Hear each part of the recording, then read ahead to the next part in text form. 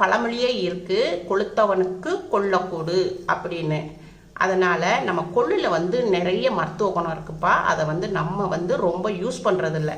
இப்போ இந்த கொள்ளுலப்பா உங்களுக்கு உடம்புல உள்ள தேவையில்லாத கொழுப்புகள் இருக்கு இல்லையா, அதை வந்து உங்களுக்கு சீக்கிரமா உங்களுக்கு கரைச்சிரும்.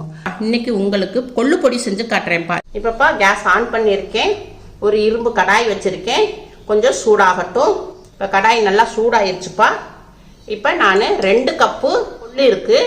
இந்த அளவு வந்து உங்களுக்கு 1/4 கிலோப்பா. இந்த 1/4 கிலோக்குள்ள நான் போட்டுக்கிறேன்.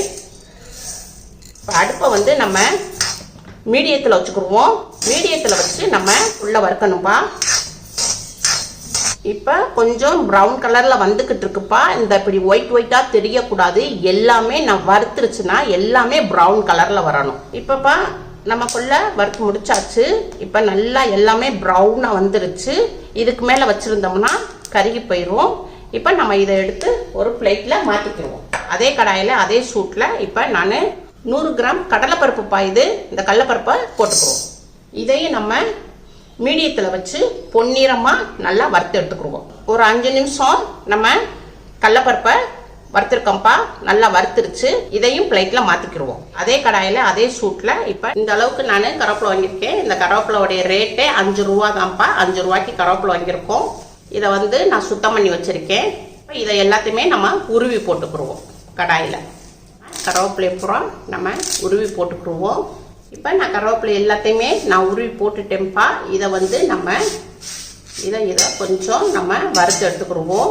கடாயுடைய ஹீட்லேயே நம்ம வறுத்து எடுத்துக்கிடுவோம். கேஸை வந்து சிம்மில் வச்சுக்கிடுவோம். நம்ம வந்து எண்ணெய் ஊற்றி நம்ம வறுக்கக்கூடாது. கருவேப்பிலையை வந்து கடாயுடைய சூட்லேயே நம்ம வறுக்கணும். இப்படி கருவேப்பிலையை சுற்றி இப்படி நம்ம வறுத்துக்கிடணும். இல்லாட்டா நமக்கு கருவேப்பிலை வந்து தீஞ்சு போயிடும். கருவேப்பிலை ரொம்பையும் வறுக்கக்கூடாது. அதில் உள்ள சத்துக்கள் போயிருப்பா. அவ்வளோதான். இந்த பார்த்தீங்களா சவுண்டு கேட்குது பாருங்கள். சவுண்டு கேட்டுக்குள்ள ஒரு சவுண்டு கேட்குது பாருங்கள். அவ்வளோதான்ப்பா. கருவேப்பிலையை நம்ம வறுத்தாச்சு. இப்போ ஒரு பிளேட்டில் மாற்றிக்கிடுவோம். இப்போ அதே கடாயிலப்பா ஒரு 5 வத்தல் போட்டுக்கிடுவோம். மிளகா வத்தல் போட்டுக்கிடுவோம். கொஞ்சம் லைட்டாக ஹீட் ஆகட்டும். ஒரு 2 ஸ்பூன் சீரகம் போட்டுக்கிடுவோம்ப்பா. சீரகம் வந்து நம்ம உடம்புக்கு ரொம்ப நல்லது. வெயிட் லாஸுக்கும் ரொம்ப ஹெல்ப் பண்ணும்ப்பா. 2 ஸ்பூன் மிளகு போட்டுக்கிடுவோம். கேஸ் ஃப்ளேம் வந்து மீடியத்தில் வச்சுக்கிடுவோம்ப்பா. மீடியத்தில் வச்சு வறுத்துக்கிடுவோம். இப்போ ஒரு 1/2 ஸ்பூன் பெருங்காய பொடி போட்டுக்கிடுவோம்ப்பா. நம்மளுக்கு நல்ல ஜீரணத்துக்கு ஹெல்ப் பண்ணும் பெருங்காயப்பொடி. கொஞ்சம் பிங்க் சால்ட் போட்டுக்கிறேன்ப்பா வெயிட் லாஸுக்கு. ஒரு கிண்டிக்கிடுவோம். நல்லா வறுத்துருச்சுப்பா. இப்போ நம்ம கேஸை ஆஃப் பண்ணிடுவோம். இப்போ இதை வந்து பிளேட்டில் மாற்றிக்கிடுவோம். கொள்ளு வறுத்துருக்கோம் இல்லையா, இதை நம்ம சாப்பிட்டு பார்த்தோம்னா நல்லா சவுண்டு கேட்கணும். முறுன்னு சவுண்டு கேட்கணும். கருவேப்பிலை வந்து இப்படி பார்த்தீங்களா நல்லா சவுண்டு கேட்குது பாருங்க. இப்படி சவுண்டு கேட்டுச்சுன்னா நல்லா கருவேப்பிலை வந்து நல்லா நம்ம வறுத்துருக்கோம்னு அர்த்தம். இப்போ நல்லா ஆறிடுச்சுப்பா. இதை வந்து நம்ம ஒரு மிக்சி ஜார் எடுத்துக்குவோம். மிக்சி ஜாரில் இதை கொட்டிக்கிடுவோம். மூடி போட்டு உங்களுக்கு மிக்சியில் அடித்து கொண்டு வரேன். இப்போ நம்ம பொடியை அரைச்சாச்சு. பாருங்கப்பா எப்படி இருக்குன்னு. நம்ம கொள்ளும் கருவேப்பிலையும் நம்ம சேர்த்தனால நல்லா பசேன்னு இருக்கு. இதை வந்து நம்ம ரொம்பையும் நைஸாக அரைக்கக்கூடாது. நார்மலாக கொஞ்சம் பரபரன்னு லைட்டாக, ரொம்ப நைஸாக மாவு மாதிரி அரைக்கக்கூடாது. இப்படி இருக்கணும். இது மாதிரி இருந்துச்சுன்னா உங்களுக்கு கரெக்டானது. இப்போ இதை வந்து ஒரு பவுலில் மாற்றிக்கிடுவோம். மிக்சியிலேருந்து இருந்தனால கொஞ்சம் சூடாக இருக்குது. இப்போ இதை வந்து நல்லா கொஞ்சம் ஆற விட்டுக்கிடுவோம். இப்போப்பா நம்ம இந்த பொடியில் காய் சூப்பு இருக்கு இல்லையா, காய் சூப்பில் நம்ம இந்த பொடியை போட்டுக்கலாம். அப்புறம் நம்ம டெய்லி தோசை மாவில் நம்ம இந்த பொடியையும் நம்ம போட்டு நம்ம தோசை சுட்டு சாப்பிட்டுக்கலாம். சுட சுட சோறு செஞ்சுருப்போம்லப்பா, அதில் நம்ம 2 ஸ்பூன் போட்டு இதை நம்ம சாப்பிட்டுக்கலாம். கொள்ளும் கருவேப்பிலையும் சேர்ந்து சாப்பிடும் விதம்ப்பா நம்ம உடல் எடை வந்து அதிவேகமாக குறையும்பா. இப்போப்பா நல்லா ஆறிடுச்சு.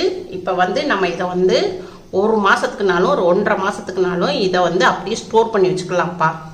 மூடி போட்டு உங்கள்கிட்ட எந்த பாக்ஸ் இருக்கோ அதை போட்டு வச்சுக்கோங்க. நான் இப்படி பவுலில் ஸ்டோர் பண்ணிக்கிட்டேன். இந்த கொள்ளு பொடிப்பா உடல் எடையை வேகமாக குறைக்கும்ப்பா. இந்த கொள்ளு பொடியை வச்சு ஒரு சூப்பு செஞ்சு காட்டுறேன்ப்பா. வாங்க எப்படி செய்யலான்னு பார்ப்போம். இப்பப்பா நான் கேஸ் ஆன் பண்ணியிருக்கேன். ஒரு கடாய் வச்சிருக்கேன். சட்டி கொஞ்சம் சூடாயிருச்சு. ஒரு 1/4 ஸ்பூனு பட்டர் போட்டுக்குருவோம். 2 பல் பூண்டுப்பா பொடியாக நறுக்கிருக்கேன், இதையும் போட்டுக்குருவோம். கொஞ்சம் வாசத்துக்கு சீரகம் கொஞ்சம் போட்டுக்குருவோம். இதை கிளறி விட்டுக்குருவோம். இப்போ கொஞ்சோண்டு பட்டாணி எடுத்துருக்கேன்ப்பா, பச்சை பட்டாணி போட்டுக்குருவோம். ஒரு வதக்கிக்கிடுவோம். இப்போ ஒரு மீடியமான கேரட் எடுத்துருக்கேன்ப்பா, அதை இதில் போட்டுக்குருவோம். இந்த அளவு காலிஃப்ளவர் எடுத்துருக்கேன்ப்பா, இது சாப்பரில் அடிச்சுக்குருவோம்.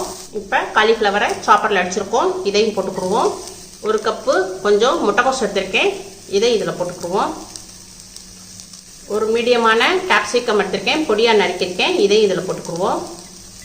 இப்போ இதை எல்லாத்தையும் ஒரு வதக்கிக்கிடுவோம். இந்த காய் தான் போடணும் இல்லைப்பா, உங்கள் வீட்டில் என்ன காய் இருக்கோ நீங்கள் எந்த காய் இருந்தாலும் போட்டுக்கோங்க. இப்போ காய்க்கு தேவையான அளவு உப்பு போட்டுக்குருவோம்ப்பா, பிங்க் சால்ட்டு. இப்போ நம்ம காய் வேகிறதுக்கு தண்ணி ஊற்றிக்கிடுவோம்ப்பா. இப்போ நான் 2 கப்பு தண்ணி ஊற்றுறேன்ப்பா. சூப்புனால நல்லா உங்களுக்கு தண்ணி வேணும். இப்போப்பா நம்ம ரெடி பண்ணி வச்சுருந்தோம்ல கொள்ளு பொடி, இதில் 2 ஸ்பூன் இதில் போட்டுக்குருவோம். இப்போ இதை நம்ம ஒரு கிண்டிக்கிடுவோம். இப்போ நம்ம கிண்டியாச்சு. இப்போ நம்ம மூடி போட்டு ஒரு 10 நிமிஷத்துக்கு வேக விடுவோம். இப்போ நம்ம 10 நிமிஷம் வேக விட்டுருந்தோம். காய் நல்லா வெந்துருச்சுப்பா. இதில் கொஞ்சம் கொத்தமல்லி இலை போட்டுக்குருவோம்,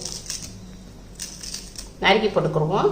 இப்போப்பா நம்ம கொஞ்சம் எலும்பச்சம்பழம் சாறு கொஞ்சம் புழிஞ்சுக்குருவோம். அப்போ தான் நம்ம சாப்பிடும் போது நல்லா டேஸ்ட்டாக இருக்கும். இப்போ நம்ம இதை ஒரு கிண்டிக்கிடுவோம். அவ்வளோதான்ப்பா, சூப் ரெடி ஆயிடுச்சு. கேஸ் ஆஃப் பண்ணிடுவோம். இப்போ இதை ஒரு பவுலில் மாற்றிக்கிடுவோம். கொள்ளு பொடியை போட்டுப்பா இந்த மாதிரி காய் போட்டு இப்படி சூப்பு செஞ்சு சாப்பிடுங்க. உங்களுக்கு வெயிட் லாஸ்க்கு ரொம்ப ஹெல்ப் பண்ணும்ப்பா. உங்கள் வீட்டில் செஞ்சு பாருங்கள். அம்மாவுக்கு லைக் பண்ணுங்கள், ஷேர் பண்ணுங்கள், சப்ஸ்கிரைப் பண்ணுங்கள்.